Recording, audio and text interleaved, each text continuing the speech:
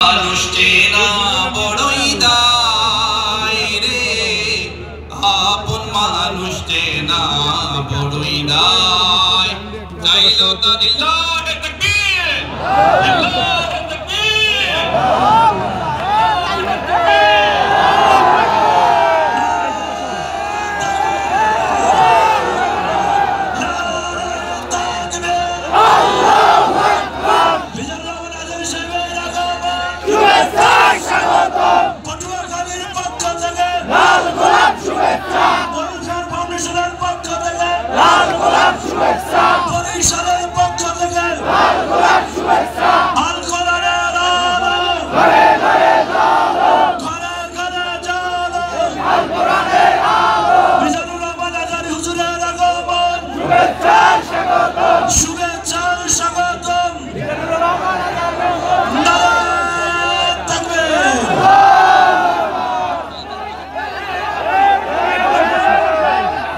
ভাই ঠিক আছে, বসো বসো ভাই।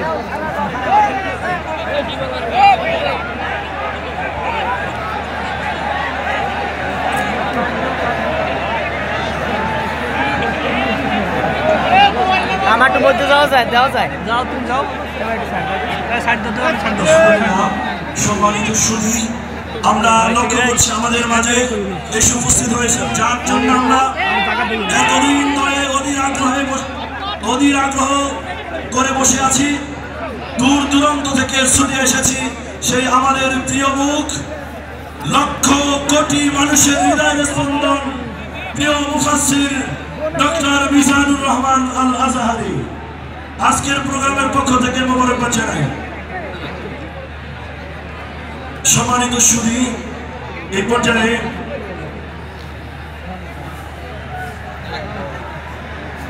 পর্যায়ে আজকের প্রধান মেহমানের হাতে সম্মাননা ক্রেস্ট তুলে দিচ্ছেন বাউফল উন্নয়ন ফোরাম ও পটুয়াখালী ফোরামের সম্মানিত চেয়ারম্যান, সাবেক ছাত্রনেতা, সকলের প্রিয় রাহবার ডক্টর শফিকুল ইসলাম মাসুদ। ক্রেস্ট তুলে দিচ্ছেন ডক্টর শফিকুল ইসলাম মাসুদ। পটুয়াখালী বাসীর পক্ষ থেকে মোবারকবাদ জানাচ্ছি। সাথে সহযোগিতা করছেন ডক্টর শেখ জামাল উদ্দিন ও ডক্টর শফিকুল ইসলাম মাসুদ। এই পর্যায়ে আজকের প্রোগ্রামের অন্যতম মেহমান আলতাফ হোসেন চৌধুরীর হাতে ক্রেস্ট ও সম্মাননা তুলে দিচ্ছেন আজকের প্রোগ্রামের সম্মানিত প্রধান বক্তা ডক্টর শফিকুল ইসলাম মাসুদ ও শেখ জামাল উদ্দিন।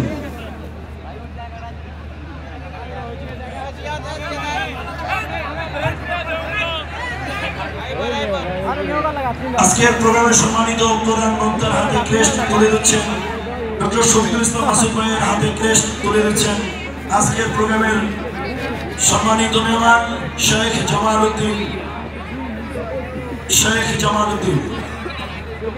আজকের প্রোগ্রামের পক্ষ থেকে সম্মানিত মেহমান বৃন্দদেরকে আন্তরিক মোবারকবাদ জানাই।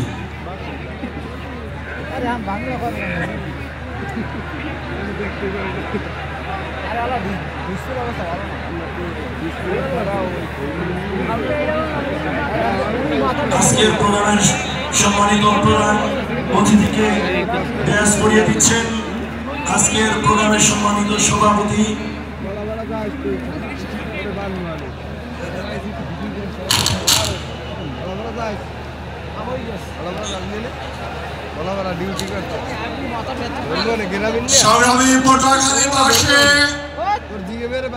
আজকের এই ঐতিহাসিক তাফসীরুল কুরআন মাহফিলে এই পর্যায়ে তাফসীর পেশ করবেন আন্তর্জাতিক খ্যাতি সম্পন্ন মুফাসসিরে Quran, Islamic scholar doctor Mizanur Rahman Azhari.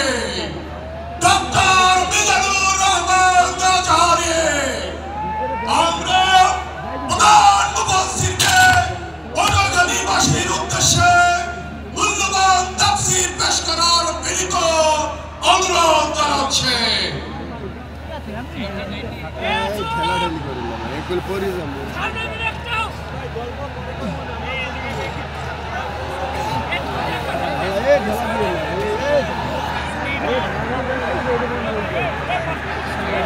अरे ठेला का আর কেমনে তারা যাবেন আমি ওয়ালাইকুম আসসালাম ওই মে ঠাই দিয়ে হান্দে নিচে লোক আছে ওই জানতে এই খালি খাওয়া দিয়ে যান বাড়িকে আমরা ধারে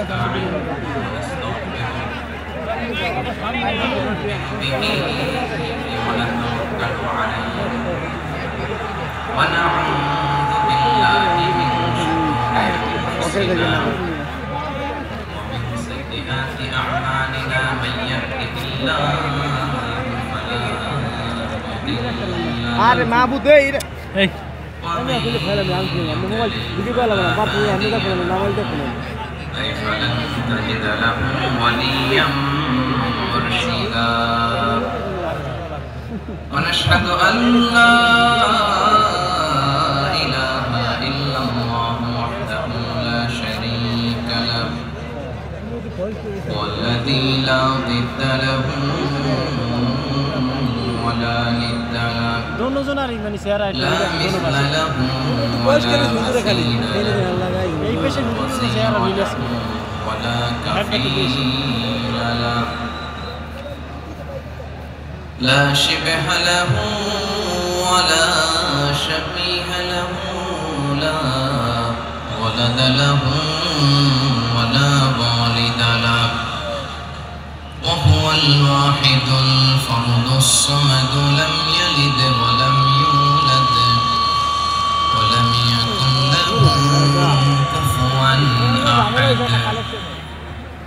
ونشهد أن سيدنا ونبينا وحبيبنا وبشيرنا ونذيرنا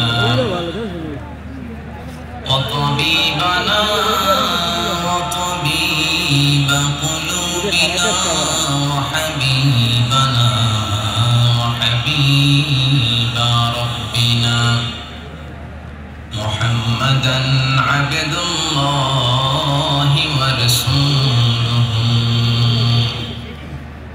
أرسله بالحق بشيرا ونذيرا وداعيا إلى الله بإذنه وسراجا منيرا أما بعد فقد قال الله تعالى في كلامه المجيد وفي فرقانه الحميد أعوذ بالله من الشيطان الرجيم بسم الله الرحمن الرحيم وإن يمسسك الله بضر فلا كاشف له وإن يردك بخير فلا راد لفضله يصيب به من يشاء من عباده وهو الغفور الرحيم إن الله وملائكته يصلون على النبي يا أيها الذين آمنوا صلوا عليه وسلموا تسليما اللهم صل على محمد وعلى آل محمد كما صليت على إبراهيم وعلى آل إبراهيم إنك حميد مجيد اللهم بارك على محمد وعلى آل محمد كما باركت على إبراهيم وعلى آل إبراهيم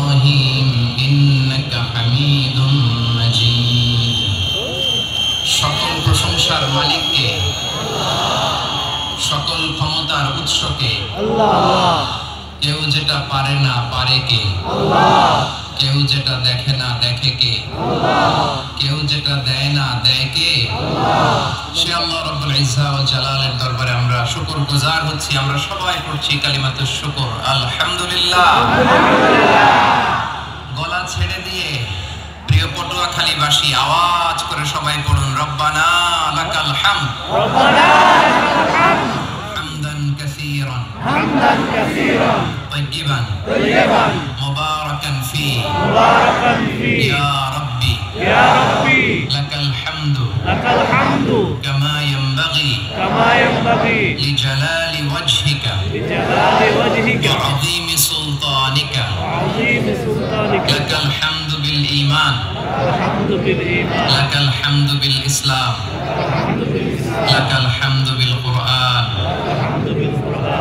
আমরা আল্লাহ রাব্বুল ইজ্জা ওয়াল জালালের দরবারে শুকরিয়া আদায়ের পাশাপাশি আজকের এই প্রোগ্রামের অর্গানাইজিং কমিটি পটুয়াখালী ওয়েলফেয়ার ফাউন্ডেশনকে অন্তরের অন্তঃস্থল থেকে ধন্যবাদ জানাতে চাই, অভিনন্দন জানাতে চাই এবং শুভেচ্ছা জানাতে চাই যে পটুয়াখালী জেলা শহরে আজকে প্রায় দীর্ঘ 1 মাস পরিশ্রম শেষে এরকম চমৎকার নান্দনিক দৃষ্টিনন্দন চমৎকার একটি পরিবেশ ওনারা তৈরি করেছেন, কোরআনের একটি বাগান ওনারা সাজিয়েছেন।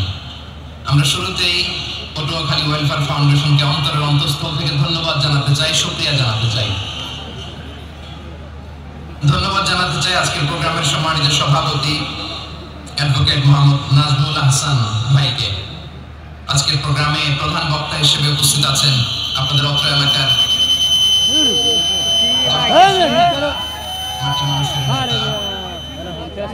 ডক্টর মোহাম্মদ শফিকুল ইসলাম মাসুদ ভাই, সাবেক জাতীয় ছাত্র নেতা ও চেয়ারম্যান বাউফল উন্নয়ন ফোরাম ও পটুয়াখালী ফোরাম। প্রধান অতিথি হিসেবে আজকের প্রোগ্রামে আসন অলঙ্কৃত করেছেন এয়ার ভাইস মার্শাল অবসরপ্রাপ্ত আলহাজ আলতাফ হোসেন চৌধুরী, সাবেক স্বরাষ্ট্র বাণিজ্য মন্ত্রী, গণপ্রজাতন্ত্রী বাংলাদেশ সরকার। বিশেষ অতিথি হিসেবে অত্র এলাকার অনেক গণ্যমান্য ব্যক্তিবর্গ আমাদের আজকের প্রোগ্রামে উপস্থিত হয়েছেন। এই প্রোগ্রামে উপস্থিত আছেন পটুয়াখালী জেলার বিশিষ্ট ব্যবসায়ী বৃন্দ, চাকরিজীবী বৃন্দ, ছাত্র ভাইয়েরা, পর্দার আড়ালে আমার মায়েরা, বোনেরা, প্রশাসনের দায়িত্বশীল ব্যক্তিবর্গ, আইন শৃঙ্খলা বাহিনী, ভলান্টিয়ার্স এবং যে যেভাবে আজকের প্রোগ্রামের সাথে জড়িত ছিলেন, বিশেষ করে আমার সাংবাদিক বন্ধুরা, মিডিয়া কর্মী ভাইয়েরা, ইউটিউবার্স, আমি সবাইকে অন্তরের অন্তঃস্থল থেকে অভিনন্দন, শুভেচ্ছা এবং মোবারকবাদ জানিয়ে শুরু করছি। প্রিয় পটুয়াখালীবাসী, আপনারা কেমন আছেন সবাই? আমি তো দেখলাম যে গতকালই এসে আপনারা বসেছিলেন, কষ্ট হয় নাই? সারাদিন খাওয়া দাওয়া করতে পেরেছিলেন তো? নামাজগুলো সময় মতো পড়তে পেরেছেন? মাশাআল্লাহ মাশাআল্লাহ, আল্লাহ তাআলা কবুল করুক, আমরা পড়ি আমিন। আমার আপনারা শুনেছেন যে প্রতিটি বিভাগে আমরা একটি করে প্রোগ্রাম দিচ্ছি, একবার করে সফর করছি। তারই ধারাবাহিকতায় বরিশাল বিভাগের এই প্রোগ্রাম আমাদের মাসুদ ভাইয়ের কারণে বাধ্য হয়ে আমাকে পটুয়াখালীতে দিতে হয়েছে। মাসুদ ভাই এমন ভাবে ধরেছেন, রিকোয়েস্ট করেছেন, সেটাকে ডিনাই করার, রিজেক্ট করে দেওয়ার সুযোগ আর হয়নি। আলহামদুলিল্লাহ আলহামদুলিল্লাহ। খুব চমৎকার একটি শহর, অসাধারণ একটি নগরী। আমি উপর থেকে দেখছিলাম, খুব গোছানো, খুবই গোছানো সুন্দর একটি শহর, আলহামদুলিল্লাহ। আর পাশেই আছে আপনাদের বিশাল সমুদ্র সৈকত, যেখান থেকে সূর্যোদয় সূর্যাস্ত একসাথে দেখা যায়, ঠিক কিনা বলেন? বরিশাল বিভাগের প্রতি আগে থেকেই আমার আলাদা একটা টান, দুটো কারণে।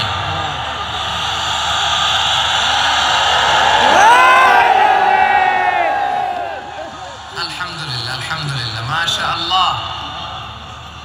এই গণজোয়ারকে আল্লাহ তাআলা ইসলামের পক্ষে কবুল করে নিন।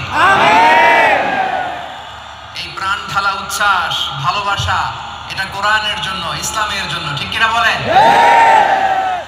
কোন অপশক্তি এই গণজোয়ারকে ঠেকাতে পারবে না,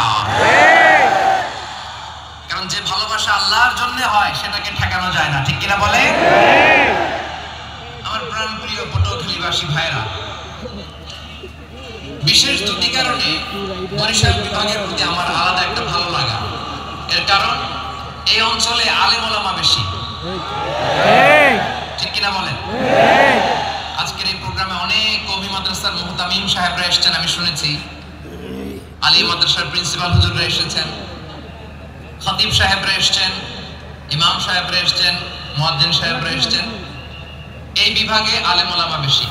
তার প্রমাণ এখানে এই বরিশালের ভেতরে আছে সারসিনা দরবার, ঠিক কিনা বলেন? অনেক হাক্কানি একটা দরবার। সারসিনার মরহুম পীর সাহেব হুজুরের খেদমত করেছি আমি অনেকবার, সুযোগ হয়েছিল আমার ছাত্র জামানায়।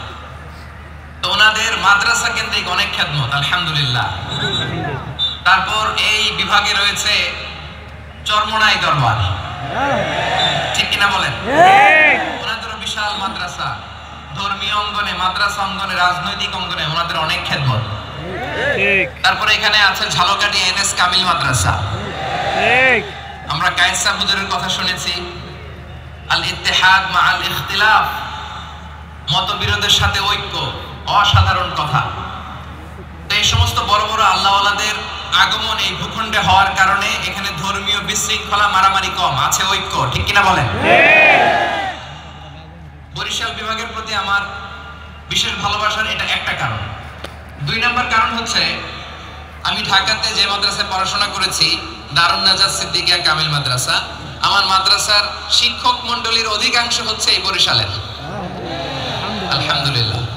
আমাদের শ্রদ্ধেয় প্রিন্সিপাল হুজুর আখম আবু বকর সিদ্দিক হাফিজাহুল্লাহ ওয়া রাআহ, উনি এলাকা সহ পুরো দারুন নাজাত মাদ্রাসার অধিকাংশ আসাতাজে ইকরাম এই ভূখণ্ডের, এই অঞ্চলের হওয়ার কারণে ছোটবেলা থেকেই বরিশালের প্রতি আমার একটি ভালোবাসা। আমি অন্তরের অন্তঃস্থল থেকে আবারও শুভেচ্ছা জানাতে চাই। আমি আমাদের অনেক ভাইদেরকে দেখতে পাচ্ছি, আপনারা বসার জায়গা পাননি, দাঁড়িয়ে আছেন এবং খুবই নিশ্চুপ, শান্ত, সুশৃঙ্খল। The people of Borishal, they are very smart, alhamdulillah, মাশাআল্লাহ। এবং শ্রোতা যাদেরকে দেখতে পাচ্ছি বেশিরভাগের বয়স 15 থেকে 25। জেনজি, যেখানেই যাই জেনজি আমারে ছাড়ে না, মাশাআল্লাহ। এরাই আগামীর বাংলাদেশ,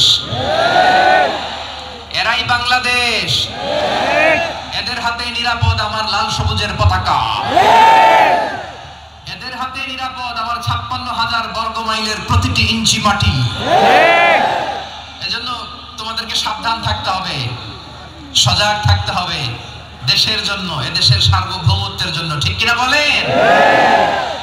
আমার প্রিয় ভাইরা, আপনারা এখন যেমনি নিশ্চুপ, নীরব, very quiet and calm, discipline, I like it, I love it, শেষ পর্যন্ত আপনারা এরকম নিশ্চুপ, নীরব, নিস্তব্ধ, নিঝুম থাকবেন তো আপনারা? মাশাআল্লাহ। আমি খুব লম্বা চড়া সময় নেব না, অনেক আলোচনা হয়েছে, আমি পাশেই ছিলাম, আমি দুপুরেই চলে এসেছি, আমি শুনছিলাম আলোচনাগুলো, অসাধারণ আলোচনা হয়েছে। আসলে আলোচনা হওয়া দরকার অল্প, ইবাদত আর আমল হওয়া দরকার বেশি, ঠিক কিনা? কিয়ামতের একটা আলামত হচ্ছে খুতুবুকুম তাবিলা ওয়া সালাওয়াতুকুম কাসীরা। কিয়ামতের আগে আমাদের বক্তব্য হয়ে যাবে লম্বা। Your speech will be longer and your salah will be very shorter. বক্তব্য হবে লম্বা, সালাত হবে খাটো। এই নমুনা বর্তমানে আছে না নাই? ঘন্টার পর ঘন্টা, তাও তৃপ্তি মিটে না। অনেক জায়গায় রাত পর্যন্ত, মিডনাইট পর্যন্ত, মধ্যরাত পর্যন্ত আলোচনা হয়, এটা ঠিক নয়। বক্তব্য হবে একেবারে gist, cream of the creams, একেবারে ক্রিম কথাটা আলোচক উপস্থাপন করবেন। হেদায়েত দেওয়ার মালিক কে? আল্লাহ। ইন্নাকা লা তাহদি মান আহবাবতা ওয়ালাকিন্নাল্লাহা ইয়াহদি মান ইয়াশা। নবী হে, আপনি চাইলেই কাউকে হেদায়েত দিতে পারবেন না, হেদায়েত দেওয়ার মালিক কে? আল্লাহ। প্রিয় ভাইরা, আমি শুরুতেই দেখতে চাই যে আপনারা বরিশাল বিভাগের কে কোন জেলা থেকে আসলেন, এটা একটু জেনে খোঁজখবর নিয়ে আমি আলোচনা শুরু করব ইনশাআল্লাহ বিইذنিল্লাহ।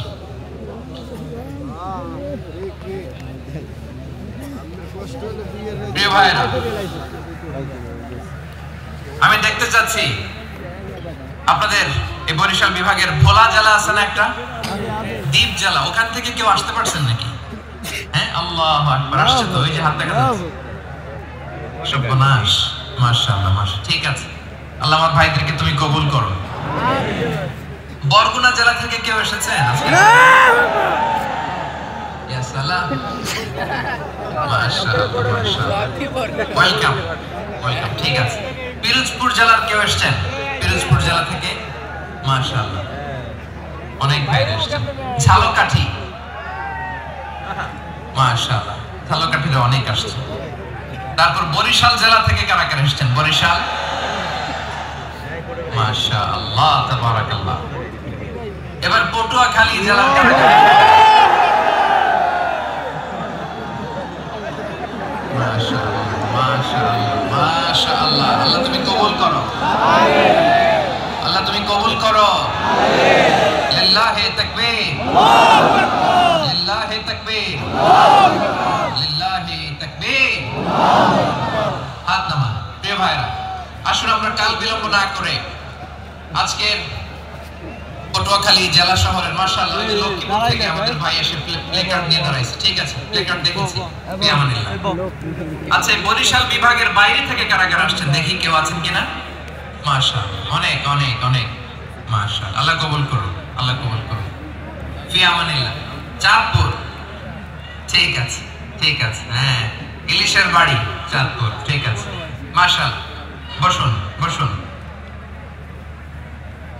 সম্মানিত ভাইরা, আসুন আমরা মূল আলোচনার দিকে চলে যাই। আজকে আমরা যে টপিকটা নিয়ে আলোচনা করব সেটা হচ্ছে, আমরা যে জীবনে বিপদে পড়ি, আমরা বিপদে পড়লে আমাদেরকে উদ্ধার করে কে? আল্লাহ। আল্লাহ ছাড়া আমাদের বাঁচানোর কেউ আছে?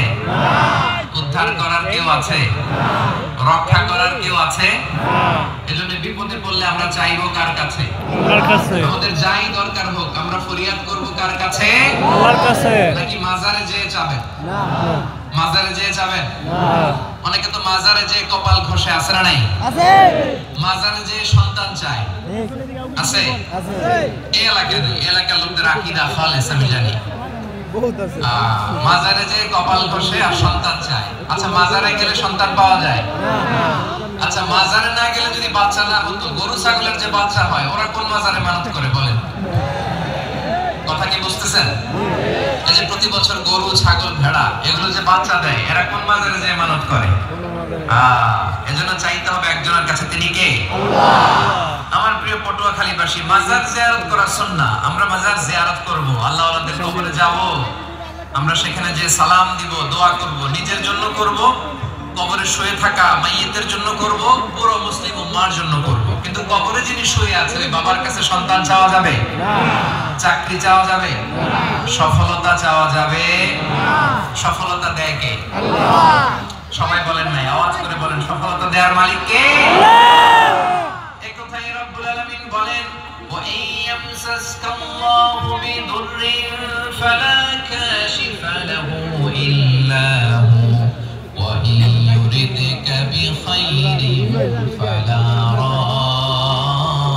রাদ্দা লিফাদলি ইউসিবু বিহি মান ইয়াশাউ মিন ইবাদিহি ওয়া হুয়াল গফুরুর রহিম। আল্লাহু আকবার।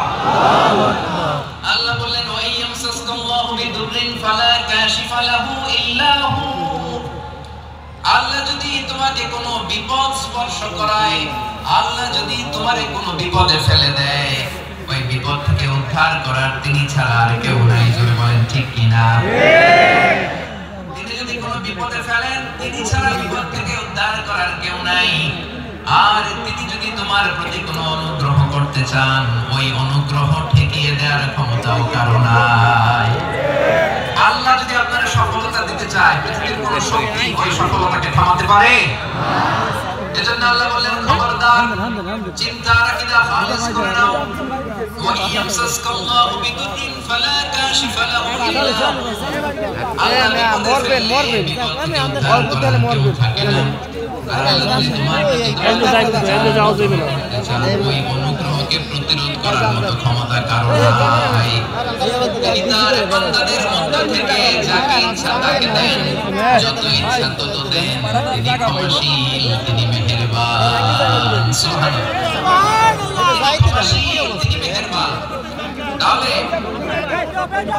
এই আয়াত থেকে আমরা বুঝতে পারলাম, আমরা যদি বিপদে পড়ি আমাদেরকে কেউ বাঁচাতে পারে না। আমার বাবা আমারে বাঁচাতে পারে, আমার মা আমাকে বাঁচাতে পারে, আমার বন্ধু আমাকে বাঁচাতে পারে, আমার দলের কর্মী আমাকে বাঁচাতে পারে, আমার পীর সাহেব আমারে বাঁচাতে পারে, আমার পটুয়াখালীর ভাইরা খেয়াল রাখবেন, বাঁচাতে পারে এক মহান সত্তা, উদ্ধার করতে পারে এক মহান সত্তা। চিৎকার করে বলুন তিনি কে? আমার আল্লাহ বলেন, আম্মাই ইউজিবুল মুত্তাররা ইযা দাআহু ওয়া ইয়াকশিফুস সুআ ওয়া ইয়াজআলুকুম খুলাফা'আল আরদ আইলাহুম মা'আল্লাহ।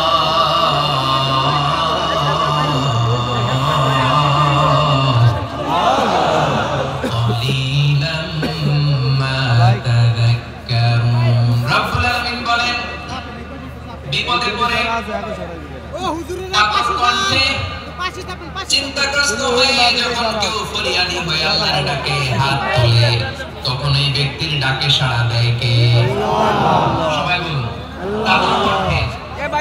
বিপন্ন অবস্থায় আপনি যখন কেঁদে কেঁদে হাত তুলে আপনার দুঃখের কথা জানান, আপনি যখন ডাকেন তারে, তখন আপনার ডাকে সাড়া দেয় কে? আল্লাহ বলে, আমি সাড়া দেই। তোমাদের বিপদকে মুক্ত করে দেয় কে? ওই আল্লাহর সাথে কোনো উপাস্য আছে নাকি? কিন্তু খুব অল্প সংখ্যক লোকই তোমরা উপদেশ গ্রহণ করো। কথাটা কার? তাহলে বিপন্ন মানবতা যখন কাঁদে, মানুষ যখন বিপদে পড়ে নিরুপায় হয়ে ফরিয়াদ করে, তার ডাক শোনার কেউ নাই, একজন ছাড়া। চিল্লায় বলেন তো তিনি কে? এজন্য আমরা ফরিয়াদের হাত কার দিকে তুলব? প্রিয় পটুয়াখালী বলেন, ফরিয়াদের দুটো হাত আমরা কার দিকে তুলব? এবং খেয়াল রাখতে হবে, মাথার সাথে সেট করে নিতে হবে, আল্লাহ ছাড়া আমাকে উদ্ধার করার কেউ নাই। এই পৃথিবীতে কেউ আপন না। প্রিয় ভাইরা, বিপদে বলে বোঝা যায় কেউ আপন না। আপন শুধু একজন মহান সত্তা, তিনি কে? এটা কি আপনারা খেয়াল রাখতে পারবেন? বিপদে আপদে কেউ আমাদের বাঁচাতে পারে না, তরাতে পারে না, মুক্তি দিতে পারে না, উদ্ধার করতে পারে না, একমাত্র আমার প্রভু ছাড়া, আল্লাহ ছাড়া। চিল্লায় বলেন ঠিক কিনা? এবং প্রিয় পটুয়াখালীর ভাইয়েরা, মাথার সাথে এটা সেট করে নিতে হবে যে আমাদের পুরো জীবনটাই পরীক্ষা। পুরো জীবনটাই কি? The life is a test. পুরো জীবনটাই পরীক্ষা। এই জীবনে বিপদ আসবে, আপদ আসবে, পরীক্ষা আসবে, সবার জীবনে এটা থাকে। এক একজনের পরীক্ষা এক এক রকম। আমার পরীক্ষা একরকম, মাসুদ ভাইয়ের পরীক্ষা একরকম, চৌধুরী সাহেবের পরীক্ষা একরকম, আপনার পরীক্ষা একরকম, ওনার পরীক্ষা আবার আরেক রকম। পুরো পৃথিবীটাই পরীক্ষা ক্ষেত্র, সবাই পরীক্ষা দিচ্ছে, কিন্তু কারো পরীক্ষা প্রশ্নের সাথে কারোটার মিল নাই। সুবহানাল্লাহ বলবেন না? পুরোটাই পরীক্ষা ক্ষেত্র, সবাই পরীক্ষার্থী, কিন্তু প্রশ্নপত্র একটার সাথে আরেকটা মিলে না। One doesn't match the other. একজনেরটার সাথে আরেকজনেরটা মিলে না। কাউকে আল্লাহ তাআলা ধনী বানিয়ে পরীক্ষা করে। কি বানিয়ে? কথা কি বুঝতেছেন? নাকি কষ্ট হচ্ছে? কষ্ট হচ্ছে আপনাদের? কাউকে আল্লাহ ধনী বানিয়ে পরীক্ষা করে, আবার কাউকে আল্লাহ তাআলা গরিব বানিয়ে পরীক্ষা করেন, কাউকে আল্লাহ অসুস্থ বানিয়ে পরীক্ষা করেন। কেউ দেখবেন যে দুরারোগ্য ব্যাধিতে আক্রান্ত, ডাক্তার বলেছে আর সময় নাই, দুরারোগ্য ব্যাধি, ক্যান্সার, যার নেই কোনো অ্যানসার, তার জন্য পরীক্ষা হচ্ছে এই রোগ। আরেক লোক দেখবেন তার আবার রোগ বালাই নাই, মাশাআল্লাহ, তাকে আল্লাহ তাআলা আর্থিক দৈন্যতা, দারিদ্রতা দিয়ে পরীক্ষা করছেন। এরকম আছে না নাই? টাকা পয়সা নাই, দিন আনে দিন খায়, যা আছে তাতে চলে না, এটা তার জন্য পরীক্ষা। আবার আরেক শ্রেণীর লোক দেখবেন তাকে আল্লাহ অসুস্থতাও দেয় নাই, দারিদ্রতাও দেয় নাই, তার দাম্পত্য জীবনের সমস্যা আছে না নাই? স্ত্রী কথা শোনে না, অথবা ছেলে মেয়ে কথা শোনে না। তাহলে পরীক্ষা সবার জীবনে আছে, এক একজনের পরীক্ষাটা এক এক রকম। আল্লাহ তাআলা দেখতে চায় যে পরীক্ষার সময় আমরা কিরকম রেসপন্স করি, how to deal with the test, কিভাবে এই বিপদ আপদ পরীক্ষাগুলোকে আমরা হ্যান্ডেল করব, ডিল করব, এটা হচ্ছে আজকের আলোচনার বিষয়। বুঝতে পেরেছেন সবাই আমার প্রিয় ভাইরা? তাহলে পরীক্ষাময় আমাদের জীবন, বিপদ আপদ পরীক্ষা এটা মানুষের পিছু ছাড়ে না। সবার জীবনে পরীক্ষা আছে, নবীদের জীবনেও পরীক্ষা ছিল। সাহাবারা জিজ্ঞেস করেছেন, ইয়া রাসূলুল্লাহ আইয়ুন নাসি আশাদ্দু বালাআন ফিদ দুনিয়া, এই দুনিয়ার বুকে কাদের পরীক্ষা সবচেয়ে বেশি? বিশ্বনবী বলেছেন আল আম্বিয়া, এই পৃথিবীতে সবচেয়ে বেশি পরীক্ষা আল্লাহ তাআলা নিয়ে থাকেন নবীদের। কাদের? নবীদের। সুম্মাল আমসাল ফাল আমসাল, এরপরে নবীদের পরের স্তরে যারা তাদের পরীক্ষা, এরপরে তাদের পরের স্তরে যারা তাদের পরীক্ষা, সিদ্দিকীনদের, শুহাদাদের, সালিহিনদের, আল্লাহওয়ালাদের। যার ঈমান যত মজবুত তার জীবনে পরীক্ষাও তত বেশি। চিল্লায় বলেন ঠিক কিনা? তাহলে মুমিনরা, বিশ্বাসীরা, আমরা কি পরীক্ষা বিপদ আপদে ভয় পাই? হ্যাঁ, বিপদ দেখলে ভয় লাগে আপনাদের? ভয় লাগে?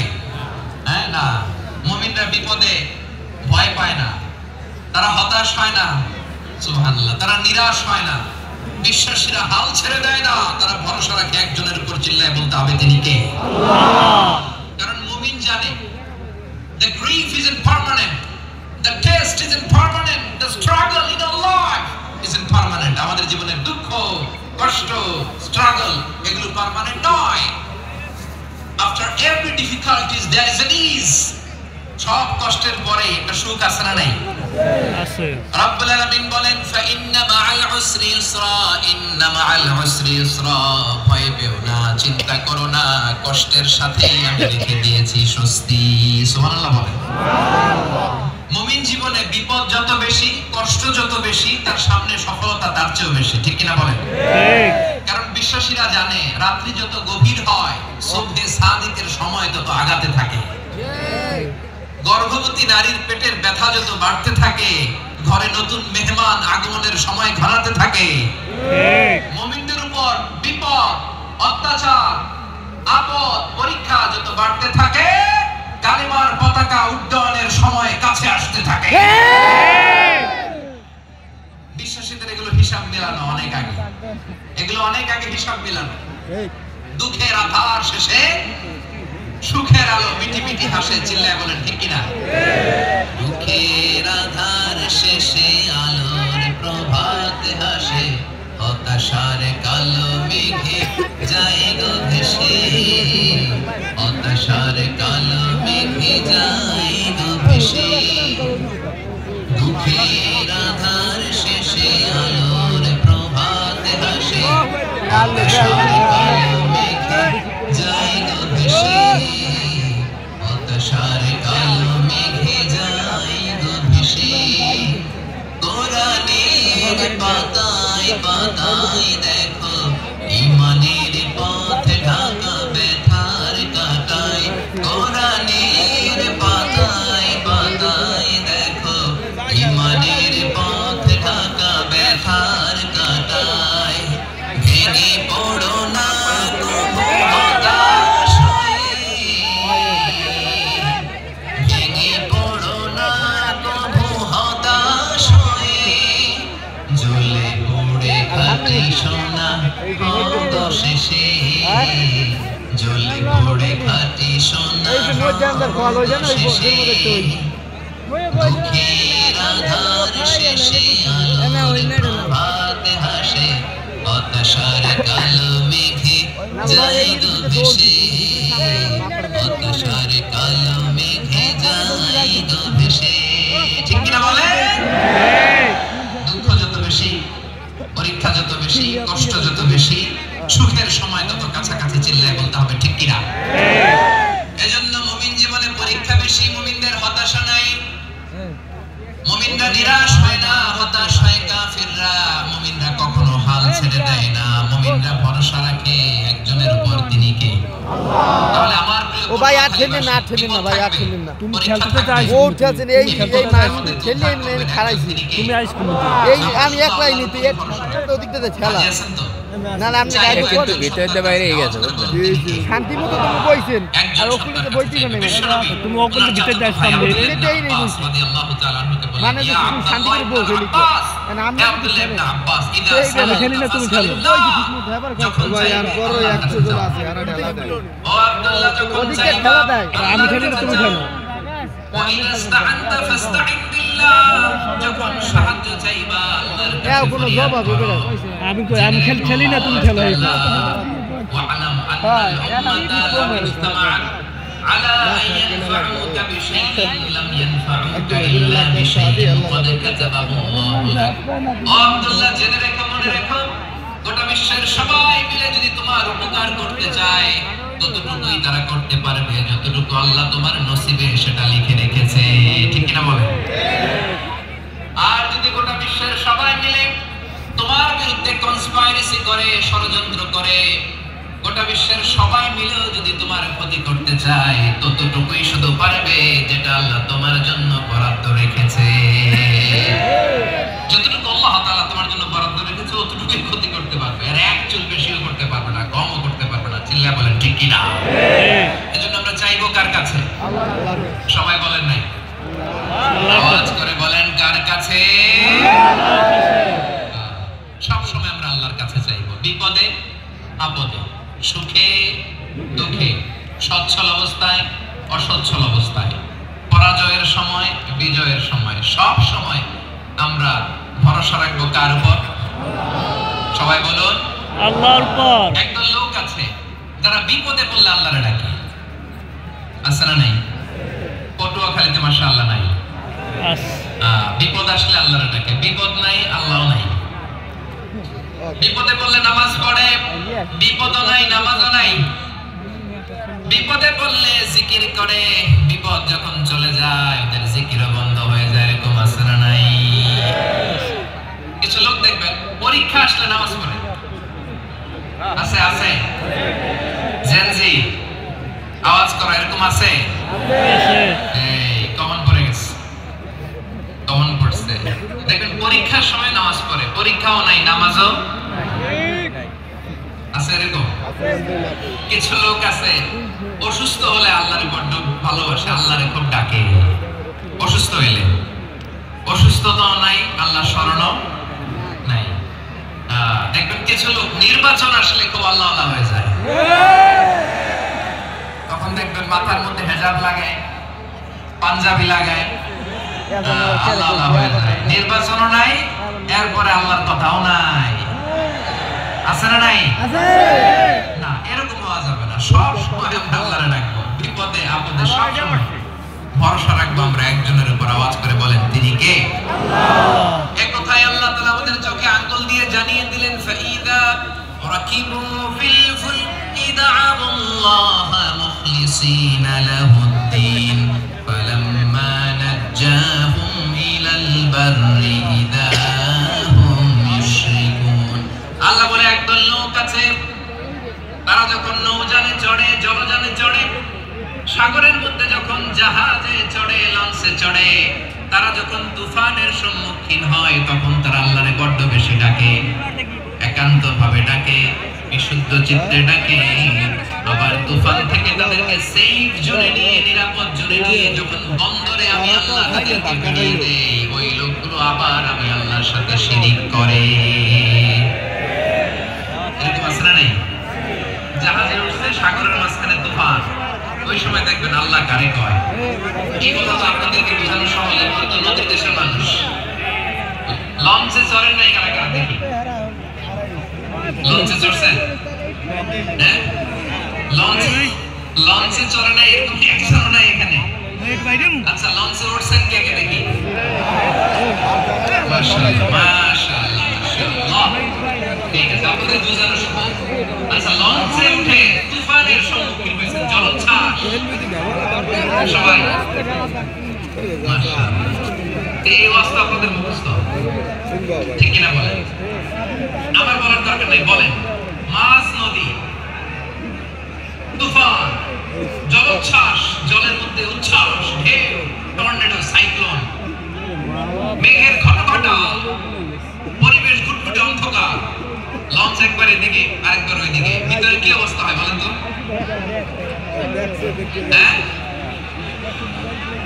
তখন মুসলিম আল্লাহর ডাকে, হিন্দু আল্লাহর ডাকে, ঠিক কিনা বলেন? আস্তিক আল্লাহর ডাকে, নাস্তিক আল্লাহর ডাকে, ঠিক কিনা? লঞ্চের ভেতর, স্টিমারের ভেতর কান্নারের রোল পড়ে যায়, চিৎকারের রোল পড়ে যায়, সবার মুখ দিয়ে শুধু একটা আওয়াজ, লা ইলাহা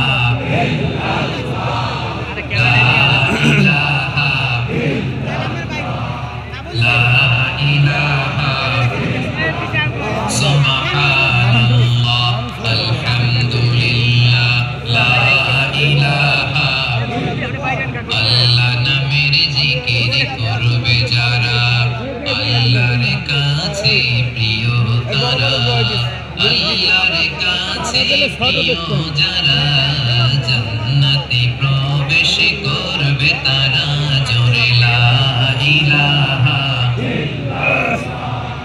লা ইলাহা ইল্লাল্লাহ লা ইলাহা ইল্লাল্লাহ মুহাম্মাদুর রাসূলুল্লাহ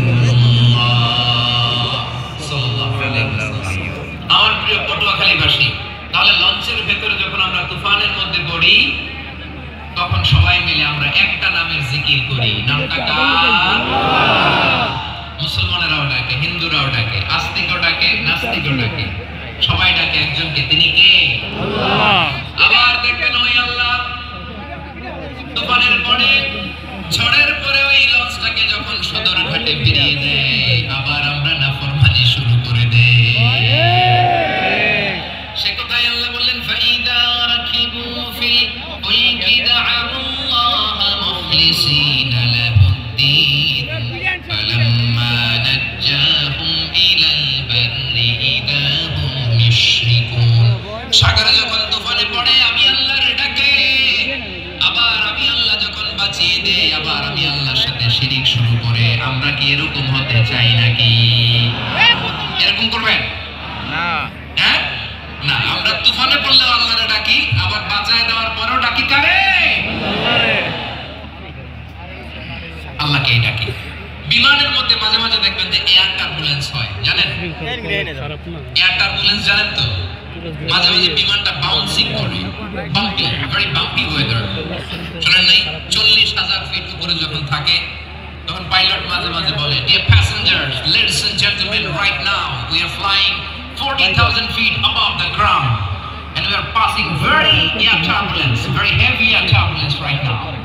Please fasten your seatbelt.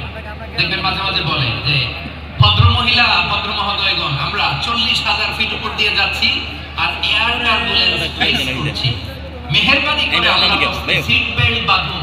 তখন বিমানটা বাউন্সিং করে, শেকিং করে। আপনারা কি হয়েছেন? ইদানিং এই এয়ার টার্বুলেন্স করে ঢোক। গত বছর আমার ইন্টারন্যাশনাল অনেকগুলো ফ্লাইট ছিল, আমি দেখলাম যে রাকেট ফ্লাইট এখন এয়ার টার্বুলেন্স খুব বেশি।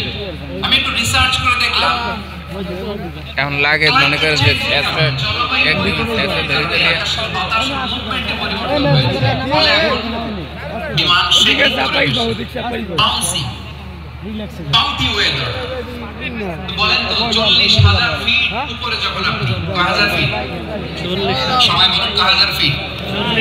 40,000 ফিট উপরে যখন আপনি, তখন যখন বিমানটা এরকম বাউন্সিং করে, সবাই যখন ভমিটিং করে, বিমান নষ্ট করে দেয়, বমি করে, তখন বাঁচানোর কে আছে? আল্লাহ ছাড়া কেউ আছে? ওই মুহূর্তেও সবাই মিলে একজনের ডাকে আওয়াজ করে বলেন, তিনি কে?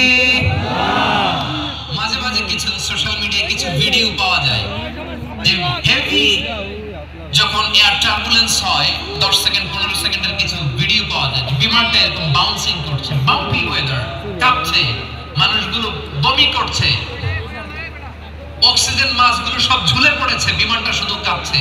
তখন দেখবেন বিমানের ভেতরেও এরকম লঞ্চের মতো চিৎকার আছে না নাই? বিমানের ভেতরেও তখন চিৎকার। গত বছর হিথ্রো এয়ারপোর্ট থেকে সিঙ্গাপুর এয়ারলাইন্সের একটা ফ্লাইট, হিথ্রো টু চাঙ্গি, একটা ফ্লাইটে এমন বেশি এয়ার টার্বুলেন্সের শিকার হয়েছিল ওই এয়ারক্রাফটটা, 33 জন যাত্রী সেখানে আহত হয়েছে। একজন জন যাত্রী নিহত হয়েছে। কেবিন ক্রুজ এয়ার হোস্টেস যারা আছে, একজনের নাক ফেটে, চোখ ফেটে, কপাল ফেটে, ব্লিডিং হয়ে শয়লা। প্রিয় ভাইরা, 40,000 ফিট উপরে বিমানটা যখন কাঁপবে, তখন আমাদেরকে আল্লাহ ছাড়া আর কেউ বাঁচানোর আছে? এত আস্তে বললে হবে? ওই কঠিন মুহূর্তে আমার বাবা আমারে বাঁচাতে পারে, আমার বন্ধু আমারে বাঁচাতে পারে? এই গ্রাউন্ডে, জমিনের বুকে আমার প্রোটোকল, আমার ক্ষমতা, আমার দাম্ভিকতা কোনো কিছু আমারে বাঁচাতে পারে? একজন ছাড়া, চিল্লায় বলতে হবে, তিনি কে? সে আল্লাহ বললেন, গোলাম আমি বিপদের সময় ঠিকই তোমাদের বাঁচিয়ে নেই। ওই বিমানের ভেতরে 40,000 ফিট উপরে যখন তোমরা এয়ার টার্বুলেন্সের শিকার হও, তখন নাস্তিকও আল্লাহরে ডাকে, হিন্দু আল্লাহরে ডাকে। জোরে বলেন ঠিক কিনা? আবার বিমানটা যখন শান্ত হয়ে যায়, একটু পরে বিমানের স্ক্রিনের মধ্যে হিন্দি সিনেমা খোঁজে। বিমানের স্ক্রিনে কিন্তু বিশাল ওখানে আফলাম ফিল্মের একেবারে বোঝাই করা। বিমানটা শান্ত হলে আবার হিন্দি সিনেমা দেখা শুরু করে। একটু আগে ডাকছিল কারে? কারে? দেখবেন বাংলাদেশে আমাদের ক্রিকেটাররা যখন অন্য কোনো দেশের সাথে খেলে, অনেক সময় এমন হয় বল বাকি একটা, রান দরকার 6টা। বল বাকি কয়টা? পটুয়াখালী বোঝে নাই বোধহয়। বল বাকি কয়টা? রান দরকার 6টা। আপনি দেখবেন ক্যামেরাম্যান তখন গ্যালারিতে খালি দেখায় দর্শকদের যে কি অস্থিরতা। হিপ হপ স্টাইলের মেয়েটা, যে মেয়েটার ওড়না এতক্ষণ ছিল গলায়, এতক্ষণ কই ছিল? ওই মেয়েটা দেখবেন ওড়নাটা টেনে মাথায় দিয়ে এরকম মুনাজাত ধরতেছে, আল্লাহ আল্লাহ, একটা সক্কা, আল্লাহ আল্লাহ, আমার লাল সবুজের পতাকারে তুমি অপমানিত কইরো না আল্লাহ। ইন্ডিয়ার সাথে আমাদের খেলা, আল্লাহ আল্লাহ, একটা সক্কা, একটা একটা। পুরো খেলা জুড়ে এই মেয়ের ওড়না ছিল গলায়, কিন্তু যখন এক বলে 6 রান দরকার, ওড়না চলে আসছে কোথায়? মাথায়। আবার মুনাজাত আছে না নাই? ঠিকই বাংলাদেশের দামাল ছেলে এমন এক শট মারলো, বল চলে গেল স্টেডিয়ামের বাইরে, ছক্কা, জিতে গেলাম আমরা। পুরো স্টেডিয়াম জুড়ে চিৎকার, হই হুল্লোড়, মौज মাস্তি। যে মেয়েটা মাথার মধ্যে ওড়না দিয়ে এতক্ষণ সুবহানাল্লাহ সুবহানাল্লাহ বলে আল্লাহর কাছে দোয়া করেছে, ওই মেয়ে এখন আবার ওড়না ফেলে দিয়ে নাচা শুরু করে দিয়েছে। তাহলে আল্লাহর ভয়, আল্লাহর প্রতি আস্থা, বিশ্বাস, ভালোবাসা, এটা কি ক্ষণিকের জন্য? মানে আমার যখন লাগবে তখন আল্লাহরে ইউজ করব নাকি? হ্যাঁ, বিপদে আপদে, সুখের সময় দুঃখের সময়, সচ্ছল অসচ্ছল অবস্থায় বিশ্বাসীরা ভরসা রাখে একজনের উপর। চিৎকার করে বলে, পটুয়াখালী তিনি কে? সে আল্লাহ বললেন, গোলাম মনে করো না জাহাজ থেকে সদরঘাটে বেরিয়ে দিলাম তুমি নিরাপদ হয়ে গেছো। মনে করো না 40,000 ফিট থেকে সেফ ল্যান্ডিং এর পরে এয়ারপোর্টে নেমে গেলেই তুমি নিরাপদ হয়ে গেছো। ও মিয়া, বিপদ কি শুধু সাগরে আর আকাশে? ঘরের বিপদও, ঘরের ভেতরও বিপদ আসতে পারে কি পারে না? এজন্য সূরা মুলকে আল্লাহ বললেন, আমিনকুম মান ফিস সামাই আন ইয়াখসিফা বিকুমুল আরদা ফাইদা হিয়া তামুর। তোমরা কি ভাবছো তোমরা নিরাপদ? সাগরের মধ্যে তুফান, আল্লাহ আল্লাহ ডাকলাম, সদরঘাটে যে বলছি, বেঁচে গেছেন তো আপনি। আর পাবে আপনারে আল্লাহ? আল্লাহর তো সাগরের মাঝখানে তো আল্লাহ আপনার পাইছিল, আর তো পাবে না। আর পাবে আপনারে? পাবে। আর আল্লাহ ধরতে পারবে আপনারে? পারবে। ঘরের ভেতরও বিপদ দিয়ে আটকাতে পারে কে? আল্লাহ। 5 স্টার 7 স্টার হোটেলের ভেতরও আমাকে বিপদের মধ্যে ফেলে দিতে পারেন কে? আল্লাহ। আল্লাহ বললেন, তোমরা কি ভেবেছো তোমরা নিরাপদ? আমি চাইলে ল্যান্ডস্লাইডস, ভূমি ধস দিয়ে 1 লক্ষ এক মুহূর্তে নিয়ে যেতে পারি। এক সুনামি দিয়ে থাপ্পড় মেরে 3 লক্ষ সাগরের ভেতরে ঢুকাই দিতে পারি। 1 সেকেন্ডও লাগে না আমার। أم أمنتم من في السماء أن يرسل عليكم حاصبا فستعلمون كيف نذير। আল্লাহ চাইলে আকাশ থেকে পাথর বৃষ্টি নাজিল করতে পারেন কি পারেন না?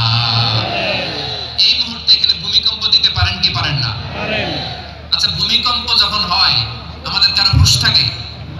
আপনি মনে করছেন আমরা সাধারণ মানুষ, আমরা দৌড় দেই, আর প্রেসিডেন্ট প্রধানমন্ত্রী ওনার মধ্যে খাটে শুয়ে থাকে? কথা বোঝে নাই বোধহয়। ভূমিকম্প, আর্থকোয়েক যদি হয়, বাঁচার জন্য আমরা কি করি? হয় খাটের তলায়, ডাইনিং টেবিলের নিচে উপরে শক্ত কিছু আছে এটার নিচে, অথবা ঘর থইয়া দাও দৌড়। তো প্রধানমন্ত্রী উনি কি করে, প্রেসিডেন্ট উনি কি করে, হ্যাঁ উনি খাটের মধ্যে যে শুয়ে থাকে নাকি? উনিও দৌড়, সাধারণ মানুষও দৌড়, প্রধানমন্ত্রীও দৌড়, বাড়িওয়ালাও দৌড়, ভাড়াটিয়াও দৌড়, সবাই দৌড়। নাকি ভাড়াটিয়ারা বাড়ি থইয়া দৌড়, বাড়িওয়ালারা আর বেরোয় না, এরকম না? তাহলে যে কোনো মুহূর্তে ভূমিকম্প দিয়ে নাস্তানাবুদ করতে পারে কে? আমার প্রিয় ভাইয়েরা, আমরা নিরাপদ নই, আমরা তার দয়ায় বেঁচে আছি। কার দয়ায়? এজন্য আল্লাহ বললেন, গোলাম যে কোনো মুহূর্তে বিপদ দিয়ে তোমাদেরকে নাস্তানাবুদ করতে পারি। বিশ্বাসী বলে যদি নিজেকে দাবি করো, সব সময় ডাকতে হবে একজন সত্তাকে। বলেন তিনি কে? এই কথা ক্লিয়ার? এই সবগুলো উদাহরণ শেষে সবার কাছে ক্লিয়ার হয়েছে না যে বিপদ থেকে, আপদ থেকে, পরীক্ষা থেকে, ক্যালামিটি থেকে আমাদেরকে কেউ বাঁচাতে পারে না একজন সত্তা ছাড়া। আবারও বলেন তো তিনি কে? ক্লিয়ার? হ্যাঁ, সবাই বুঝতে পারছেন? আচ্ছা, এবার আমরা দেখি বিশ্ব ইসলামের জীবনে বিপদ আপদ ছিল কিনা। উনি বিপদ আসলে কিভাবে ডিল করতেন, বিপদ আসলে কোন দোয়া পড়তে হয়, কিভাবে ফরিয়াদের হাত উত্তোলন করতে হয়, কিভাবে রবের দরবারে নতজানু হয়ে ফরিয়াদ করতে হয়, এটা জানার দরকার আছে না নাই? আসলে আমরা বিশ্বনবীর জীবনী থেকে দেখি বিপদ আসলে উনি কি করতেন। বিপদ আসলেই প্রথমে বিশ্বনবী সাল্লাল্লাহু আলাইহি ওয়াসাল্লাম একটা দোয়া পড়তেন। কি পড়তেন? দোয়া। তিনি পড়তেন ইন্না লিল্লাহি ওয়া ইন্না ইলাইহি রাজিউন। নিশ্চয় আমরা আল্লাহর জন্য, নিশ্চয় আমরা কার দিকে ফিরবো ভাই? আবার কার দিকে ফিরবো? আওয়াজ করে বলুন তো, আমরা এসেছি কার কাছ থেকে? আল্লাহর কাছ থেকে। আবারও ফিরে যাব কার কাছে? আল্লাহর কাছে। এজন্য বিশ্বনবী পড়তেন ইন্না লিল্লাহি ওয়া ইন্না ইলাইহি রাজিউন। নিশ্চয় আল্লাহর জন্য, ওই আল্লাহর দিকেই আমরা ফিরে যাব। তারপরে বিশ্বনবী পড়তেন আল্লাহুম্মা আজুরনি ফি মুসিবাতি ওয়াখলুফ লি খায়রাম মিনহা। একসাথে প্রথমে পড়তেন ইন্না লিল্লাহি ওয়া ইন্না ইলাইহি রাজিউন, তারপর পরে পড়তেন আল্লাহুম্মা আজুরনি ফি মুসিবাতি ওয়াখলুফ লি খায়রাম মিনহা। মানে আল্লাহ, এই যে আমি বিপদে ধৈর্য ধারণ করলাম, এটার সব তুমি আমার দাও, আর যেটা হারালাম এর চেয়ে ভালো কিছু দিয়ে মেকআপ করে দিও, ভালো কিছু দিয়ে বদল করে দিও। সুবহানাল্লাহ পড়েন। তাহলে বিপদ আসলে আমরা কি করব? কথা বলেন। ইন্না লিল্লাহি ওয়া ইন্না ইলাইহি রাজিউন। নাশিদ গাচ্ছিল ওরা, এদেশে পরস্পরে দেখা হলে দেয় সালাম, এদেশে আমজনতার হৃদয় জুড়ে পাকালাম, এদেশে বিপদ এলে সর্বজনে সর্বক্ষণে দোয়া পড়ে ইন্না লিল্লাহি। পড়ে ইন্না লিল্লাহ। সুবহানাল্লাহ সুবহানাল্লাহ সুবহানাল্লাহ সুবহানাল্লাহ। এদেশে আজান শুনে সূর্য ওঠে শহর গ্রামে, এদেশে আজান শুনে সূর্য ডুবে সন্ধ্যা নামে, এদেশে সকল কাজে সবাই বলে বিসমিল্লাহ, এদেশে ভালো কিছু দেখে শুনে হাসি মুখে সবাই বলে মাশাআল্লাহ। সুবহানাল্লাহ পড়ে। তাহলে বিপদ এলে আমরা কি পড়ি? ইন্না লিল্লাহ। কথা বুঝলে সবাই উত্তর দিতে হবে, বিপদ এলে কি পড়ি? ইন্না লিল্লাহ। তাহলে বিপদ এলেই আমরা এখন থেকে ইন্না লিল্লাহ করব, নাকি হাই হুতাশ করবেন? না। একদল আছে হাই হুতাশ করে, হায় আল্লাহ রে মোর কি হইল রে, মুই কি হরমু রে, মুই কমবে যামু রে, আছে না নাই? এরকম বিলাপ করতে নিষেধ করেছেন বিশ্বনবী। কি করব, কই যাব, কি হবে, হায় হায়, এরকম হাহুতাশ আছে না নাই? বিশ্বাসীরা হাহুতাশ করে না, তারা ইন্না লিল্লাহ পড়ে। কি পড়ে? ইন্না লিল্লাহ। মনে থাকবে, আমরা পড়ব ইন্না লিল্লাহি ওয়া ইন্না ইলাইহি রাজিউন। নিশ্চয় আমরা আল্লাহর জন্য, আমরা আল্লাহর দিকেই ফিরে যাব। এরপর পড়ব আল্লাহুম্মা আজুরনি ফি মুসিবাতি ওয়াখলুফ লি খায়রাম মিনহা। আল্লাহ, আমি যে বিপদে ধৈর্য ধারণ করলাম এটার সওয়াব দিও, আর যা হারালাম তার চেয়ে ভালো কিছু দিয়ে বদল করে দিও। সুবহানাল্লাহ পড়েন। সুবহানাল্লাহ। বিশ্বনবীর হাদিস শুনলেন উম্মে সালামা রাদিয়াল্লাহু তাআলা আনহা। ওনার স্বামী হলো আবু সালামা। মজার ঘটনা খেয়াল করে শুনেন আমার প্রিয় কলিজার টুকরা ভাইয়েরা। কানগুলো খরগোশের কানের মতো খাড়া করে আমার দিকে তাকান। সাইয়্যিদাতুনা উম্মে সালামা রাদিয়াল্লাহু তাআলা আনহা, ওনার স্বামীর নাম আবু সালামা। শ্রেষ্ঠ দম্পতি, শ্রেষ্ঠ ফ্যামিলি। প্রথমে হিজরত করেছিলেন হাবাশায়, পরে হিজরত করেছেন মদিনায়। উহুদ যুদ্ধের পরে ওনার স্বামী আবু সালামা ইন্তেকাল করলো, শহীদ হলো। সুবহানাল্লাহ পড়েন। যখন আবু সালামা ইন্তেকাল করলো, উম্মে সালামা রাদিয়াল্লাহু তাআলা আনহা কেঁদে কেঁদে হয়রান। আর নবীর শিখানো বাণী অনুযায়ী তিনি বারবার পড়ছিলেন ইন্না লিল্লাহ। কি পড়ছিলেন? মুই কই যামু, কি করমু, এগুলো বলে নেই। কি বলছে? ইন্না লিল্লাহ। যেহেতু বিশ্বনবী বলেছেন কেউ যদি বিপদের প্রথম ধাক্কায় পড়ে ইন্না লিল্লাহি ওয়া ইন্না ইলাইহি রাজিউন, আল্লাহুম্মা আজরনি ফি মুসিবাতি ওয়া আখলিফনি খায়রাম মিনহা, তাহলে এই বিপদের যে সে যা হারালো তার যে শ্রেষ্ঠ কিছু দিয়ে আল্লাহ তার বদল দিয়ে দিবে। এই হাদিস শুনে উম্মে সালামা রাদিয়াল্লাহু তাআলা ওনার প্রাণপ্রিয় স্বামী আবু সালামার ইন্তেকালের পরে চোখের পানি ছাড়ে আর পড়ে ইন্না লিল্লাহি ওয়া ইন্না ইলাইহি রাজিউন, আল্লাহুম্মা আজরনি ফি মুসিবাতি ওয়া আখলিফনি খায়রাম মিনহা। বারবার এই দোয়া পড়ে চোখের পানি ছাড়ে, এই দোয়া পড়ে চোখের পানি ছাড়ে। আর মনে মনে বলে আবু সালামার মতো ভালো মানুষ মদিনাতে নাই, আবু সালামার চেয়েও ভালো মানুষ মদিনাতে নাই। তার চেয়ে ভালো মানুষ কি করে আল্লাহ তাআলা আমারে দিবে? তার চেয়ে ভালো মানুষ তো আমি মদিনাতে দেখি না। চোখের পানি দিয়ে বুক ভাসায় আর নবীর হাদিসের উপর আমল করে পড়ে ইন্না লিল্লাহি ওয়া ইন্না ইলাইহি রাজিউন, ইন্না লিল্লাহি ওয়া ইন্না ইলাইহি রাজিউন। পড়তে পড়তে চোখের পানি ছাড়ে আর চিন্তা করে বিশ্বনবী বললেন এই দোয়া পড়লে যেটা হারালাম তার চেয়ে ভালো কিছু দিয়ে আল্লাহ পুরস্কার দেয়। আবু সালামার চেয়ে ভালো মানুষ মদিনার মধ্যে আর কে হতে পারে? কি আজীব তামাশা, কি অবাক করা ঘটনা। কিছুদিন পরে দেখা গেল সাইয়্যিদুল মুরসালিন রাহমাতাল লিল আলামিন স্বয়ং বিশ্বনবী উম্মে সালামাকে বিয়ের প্রস্তাব পাঠিয়েছে। স্বয়ং বিশ্বনবী উম্মে সালামা রাদিয়াল্লাহু তাআলা থেকে বিয়ের প্রস্তাব পাঠিয়েছেন। উনি রাজি হয়ে গেলেন, বিয়ে হয়ে গেল, উনি হয়ে গেলেন উম্মুল মুমিনিন, আমাদের মা, পুরো মুসলিম উম্মার মা। আল্লাহু আকবার। আরে ভাই ফুলটো তো পড়ে লইছেন। প্রিয় ভাইরা, বিপদে পড়লে আমরা পড়ব ইন্না লিল্লাহি ওয়া ইন্না ইলাইহি রাজিউন। সবাই উঠে আজরনি ফি মুসিবাতি ওয়া আখলিফনি খায়রাম মিনহা। করবেন? করবেন না? যারা যারা বিপদ আসলে এই দোয়াটা করবেন এখন থেকে আওয়াজ করে ইনশাআল্লাহ বলেন। ইনশাআল্লাহ। যা হারাইছেন তার চেয়ে শ্রেষ্ঠ জিনিস দিয়ে বদলা দিবে কে? বিশ্বাস হয়? সন্দেহ? সন্দেহ আছে? যাদের বিশ্বাস হবে তাদের